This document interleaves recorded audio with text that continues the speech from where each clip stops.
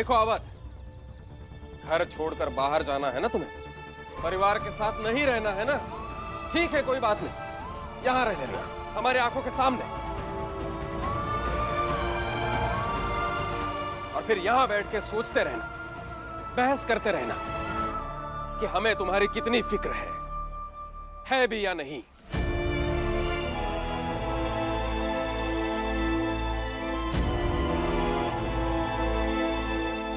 तुम चाहे कुछ भी सोच लो अवध, लेकिन सच तो यही है कि तुम्हारे लिए हमारे मन में बहुत प्रेम है। हमारी आंखों से ओझल होने देना नहीं चाहते हम तुम्हें।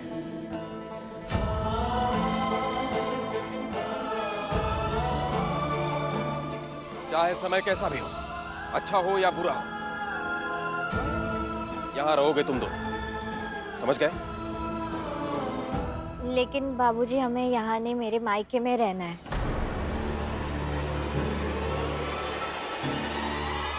अवध,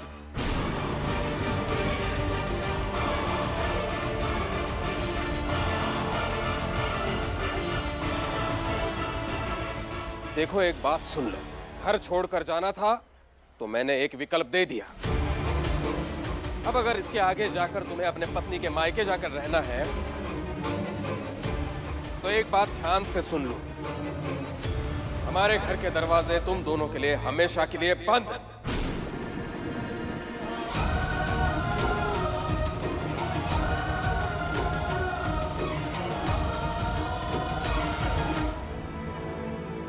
फिर वापस आने की सोचना भी मत।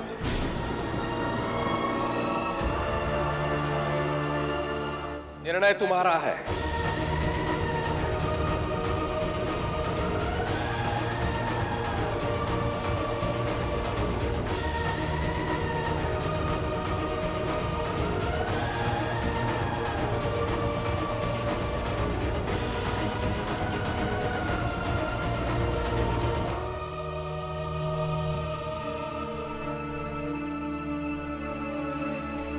वाजपेयी जी सुनिए ना, वाजपेयी जी। अरे अवध बेटा सुनो। बाबूलाल जी, आप जाइए, फैसला उनको करना है। बाबूलाल बन गए चौधरी, जाओ दुकान संभालो, लड्डू बनाओ। कोई कुछ नहीं बोलेगा, चलो।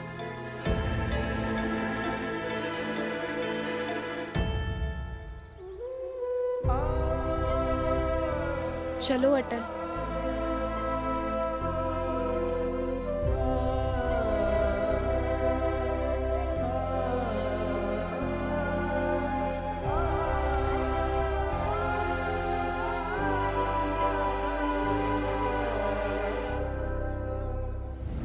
भगवान जी, अवध भैया और भाभी घर छोड़कर नहीं जाना चाहिए। अगर वो दोनों चले जाएंगे तो माँ, दादाजी, बाबूजी सब परेशान हो जाएंगे।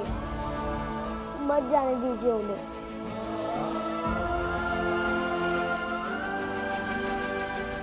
कहाँ सोच रहे हैं आप इतना? उठाइए सामान और चलिए यहाँ से। ऐसी भावनात्मक बेड़ी अपने पैरों में डाल लेंगे तो क्या हम रुक जाएंगे?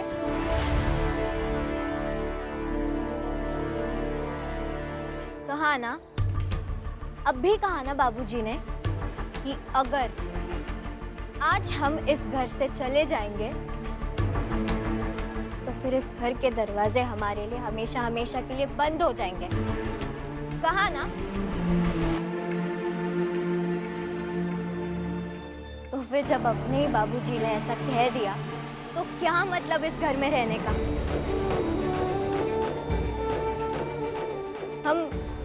हम देखेंगे अपनी दुनिया, इसीलिए कह रही हूँ आप अब चलिए यहाँ से।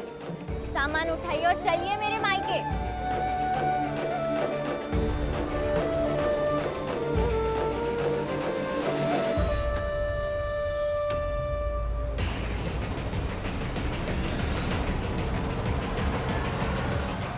अटल अटल, अवध भैया ने सामान उठा लिया है। हाँ अटल, लगता है कि वो सच में चले जाएंगे। भगवान जी, अवध भैया को मत जाने दीजिए। मैं आपको लड्डू का भोग चढ़ाऊंगा।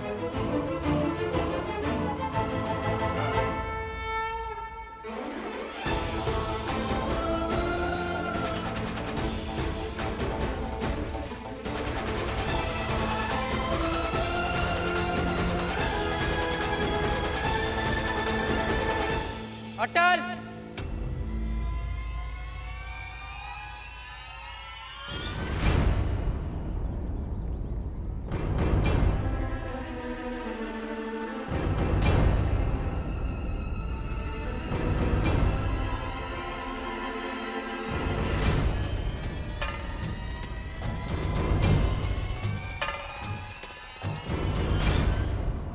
सुन लो सभी लोग, मैंने ये निर्णय लिया है कि हम कहीं नहीं जाएंगे, यहीं रहेंगे।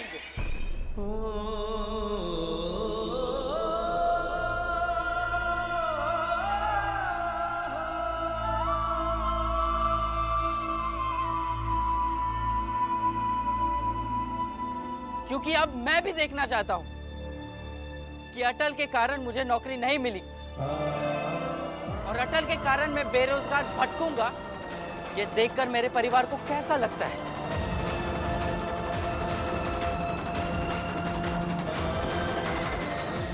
कैसी बातें कर रहे हो तुम अवध? और ये भी देखूंगा, दिखाऊंगा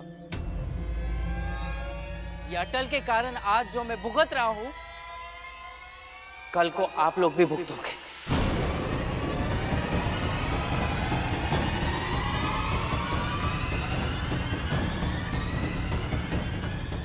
नहीं, हम यहाँ से जा रहे। नहीं, हम कहीं नहीं जाएंगे। अब से हम यहीं से तमाशा देखेंगे।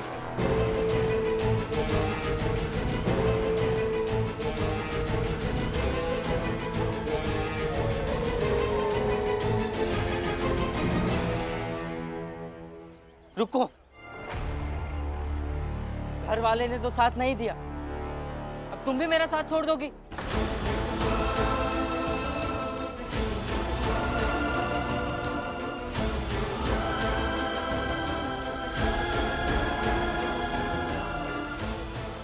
ठीक है, जैसा आपको सही लगे।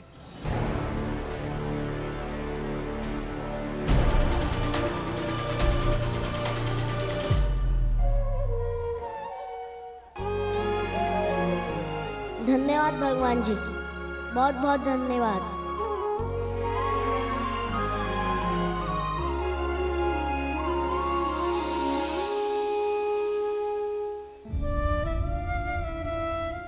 अब भी बहुत दर्द हो रहा है। नहीं, अब थोड़ा कम दर्द है माँ।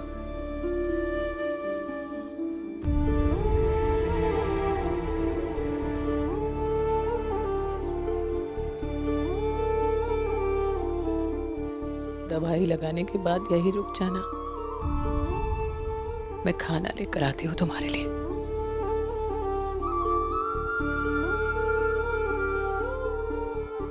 माँ, अवध भैया और भाभी ने खाना नहीं खाया होगा, अब उनके लिए भी ले आइए ना, मैं देकर आता हूँ।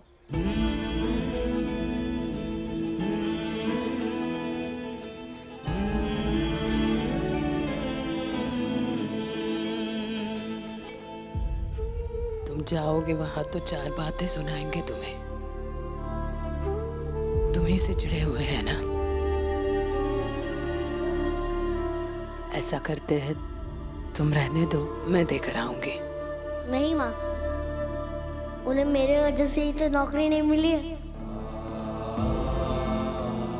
और नौकरी मिलना तो सबका सपना होता है ना, तो उनका मुझसे चिढ़ना, मुझसे नाराज होना जायज है, इसलिए मुझे जाना चाहिए। माँ, अंग्रेजी सरकार से मैं माफी नहीं मांग सकता हूँ, लेकिन भैया और भाभी से एक बार क्या 1000 बार माफी मांगूंगा।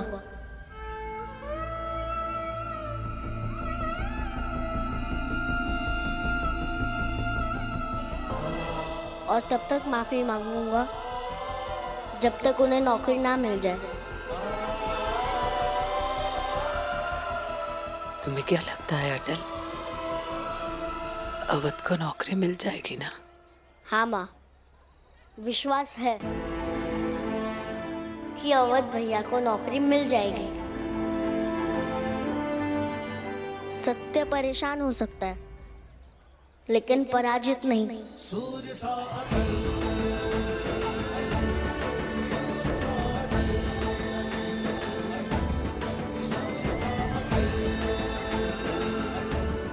रामायण से महाभारत तक यही सिखाया है।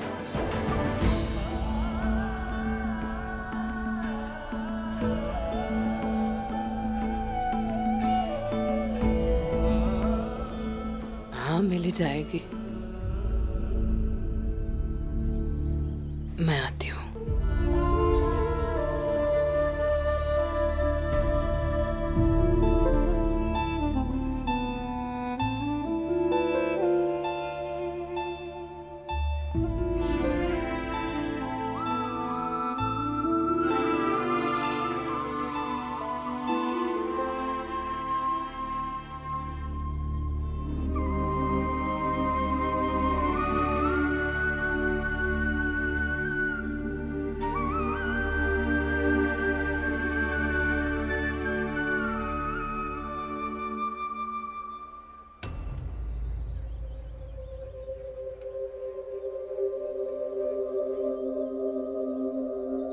जिस तरीके से छड़ी हाथ में लेकर मैंने तुम्हें मारा, शायद वो गलत था, लेकिन जिस कारणवश मैंने तुम्हें मारा उसका मुझे कोई अफसोस नहीं है। मेरी जगह अगर दूसरा भी कोई होता तो वो भी यही करता।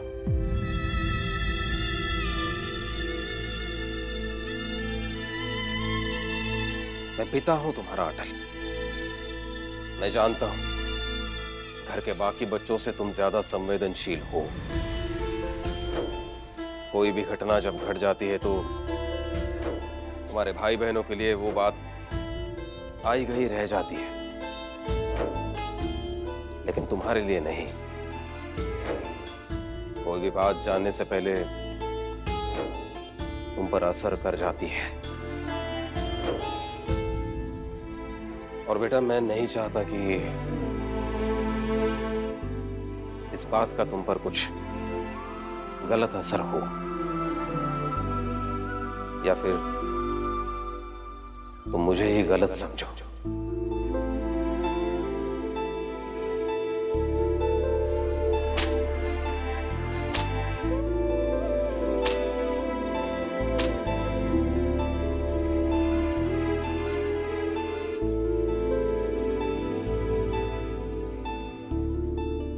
बस इतना ही कहना था मुझे।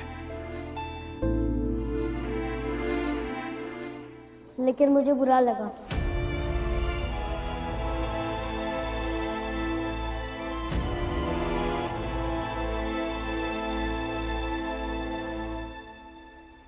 बाबूजी, आपने मुझे 6 छड़ी मारी, 90 और भी मार देते फिर भी बुरा नहीं लगता। लेकिन बाबूजी, मारने के बाद आप एक भी पल मेरे साथ खड़े नहीं हुए। अवध भैया के साथ खड़े रहना आपका उचित था, लेकिन आपको मेरे भी साथ खड़े रहना चाहिए था। लेकिन आप मेरे साथ नहीं खड़े रहे, उसका बुरा लगा।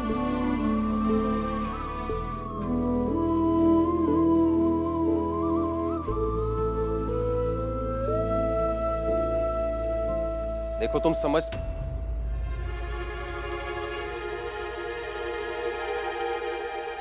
तो तुम नहीं रहे हो किशन।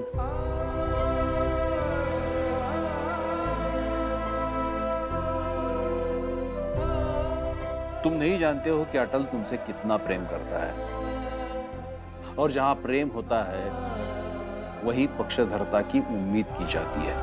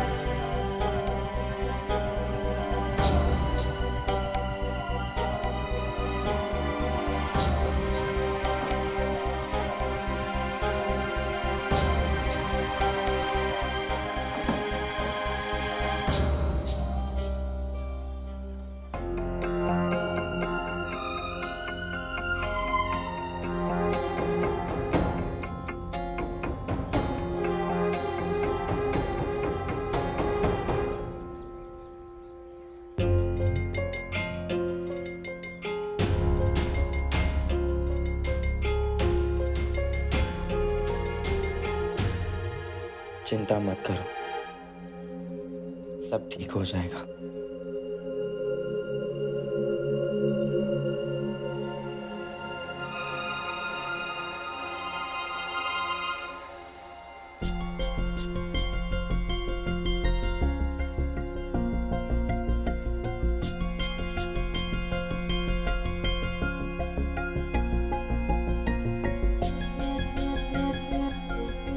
आलोक जी, बैठ जाइए, बैठ जाइए।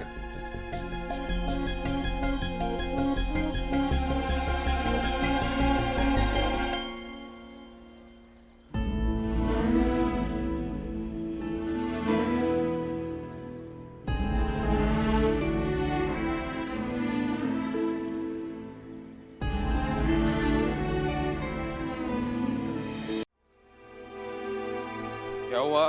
क्या देख रहे हो तुम दोनों? बाबूजी वो अवध भैया के पास जा रहे हैं। अटल?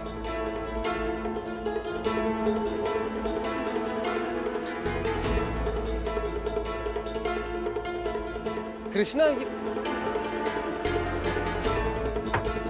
भैया दरवाजा खोलिए, माँ ने खाना भेजा है। अरे बड़ी मुश्किल से वो दोनों माने हैं वहां रहने के लिए हमारे आंखों के सामने। अभी अटल वहां जाके बात का पतंगड़ बना देगा। अटल ने कहा मैं जाता हूँ भैया भाभी को खाना देने, गलती मुझसे हुई है, मैं जाके माफी मांग लूंगा। ये सब अटल की वजह से ही हो रहा है। वहां क्यों भेजा है उसे? बाबूजी, आपने क्यों नहीं रोका? देखो वो वहां गया है अभी। अरे सुनिए ना, भरोसा रखिए अटल पे, और हम यही तो खड़े हैं।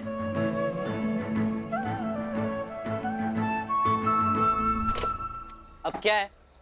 माँ ने खाना भेजा है, लीजिए।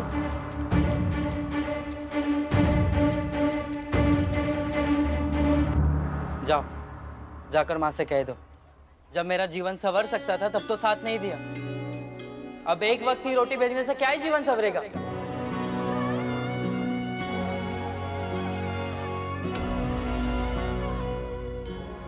जाओ कह दो माँ से नहीं खाना है। और अटल, तुम्हें जरा से भी शर्म नहीं आई ना ये खाना लेकर आते हुए? जाओ।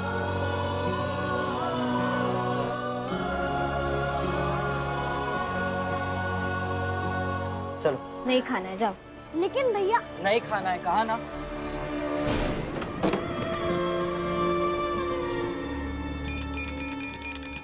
अटल, लो देख लो, जिसे कहते हैं बेइज्जती। बड़े भाई ने छोटे भाई के मुंह पर दरवाजा ही बंद कर दिया।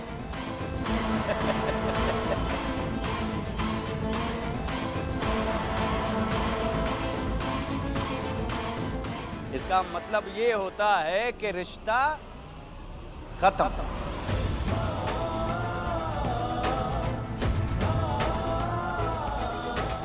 इसीलिए समझदार लोग कहते हैं पंडित जी कि झूठी जिद सबसे पहले आपके रिश्तों को खा जाती है।